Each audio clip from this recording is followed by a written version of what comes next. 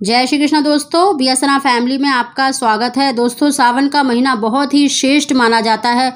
देवों के देव महादेव त्रिकालदर्शी हैं और महाकाल कहलाते हैं। जितने भी देखिए तंत्र मंत्र, जितने भी टोने टोटके होते हैं या जितने भी कह लिए भूत प्रेत हैं, सभी भगवान शंकर के अधीन माने जाते हैं। इसीलिए सावन के महीने में अगर आप कोख बंधन के लिए इस उपाय को करेंगे तो निश्चित ही आपका कोख बंधन खुलेगा और आपको संतान की प्राप्ति अवश्य ही होगी।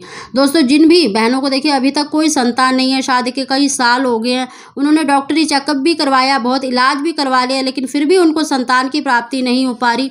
दोस्तों, अगर आपकी देखिए डॉक्टरी रिपोर्ट बिल्कुल ठीक है, यानी हस्बैंड वाइफ दोनों की रिपोर्ट ठीक है, फिर भी अगर आपको संतान की प्राप्ति नहीं हो रही तो ये एक लक्षण माना जाता है आपकी कोख बंधी हुई है।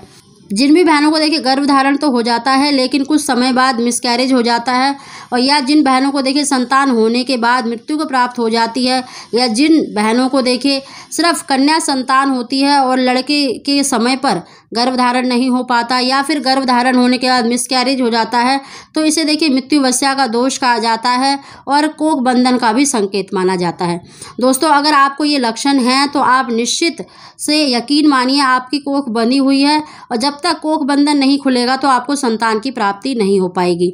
दोस्तों, इसीलिए सावन के महीने में कोख बंधन खोलने के लिए आप इस उपाय को अवश्य करें तो निश्चित ही आपका कोख बंधन खुलेगा और आपको संतान की प्राप्ति अवश्य ही होगी।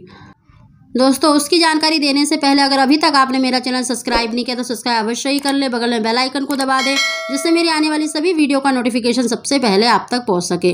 दोस्तों, सावन के महीने में किसी भी सोमवार के दिन आप इस उपाय को कर सकते हैं, और साथ ही दोस्तों हम दो उपाय बता रहे हैं। दोनों उपाय आप अगर नियम पूर्वक यानी विधि पूर्वक इस उपाय को करेंगे तो निश्चित ही आपको संतान की प्राप्ति होगी, आपका कोख बंधन अवश्य खुलेगा। दोस्तों, आप सभी जानते हैं जो श्वेताक होता है यानी मदार जो सफ़ेद फूल वाला होता है, वो भगवान शंकर का प्रिय माना जाता है, क्योंकि वो भगवान गणेश जी का स्वरूप माना जाता है, इसीलिए श्वेताक कहा जाता है। अगर आपको वो पौधा मिल जाता है तो आप एक दिन पहले ही वहाँ जाकर उसे आमंत्रित करें।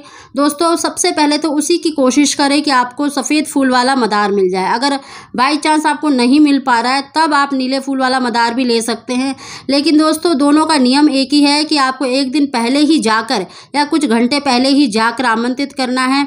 हो सके तो एक लोटा जल भी अर्पित करें और उनको प्रार्थना करें कि आप किस वजह से उनकी जड़ को ले रहे हैं।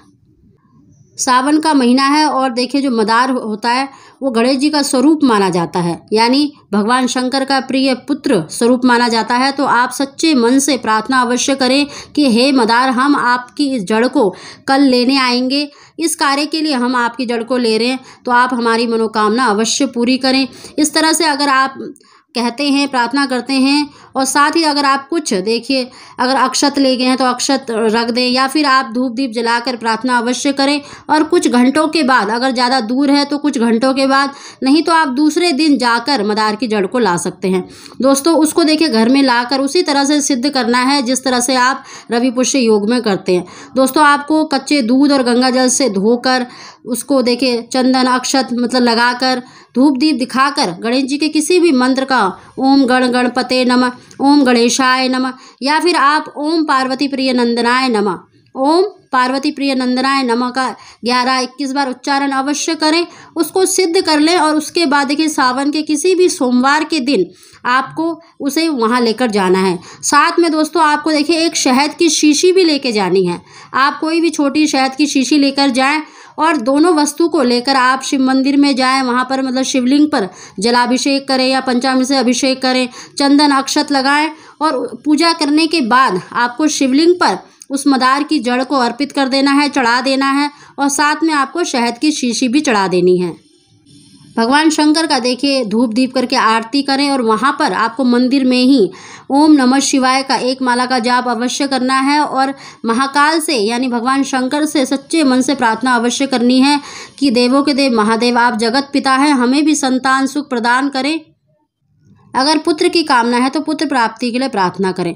दोस्तों, इस तरह से अगर आप भगवान शंकर से प्रार्थना करने के बाद धूप दीप जलाने के बाद आपको वो दोनों ही वस्तु यानी मदार की जड़ और आपको वो शहद की शीशी उठा लेनी है।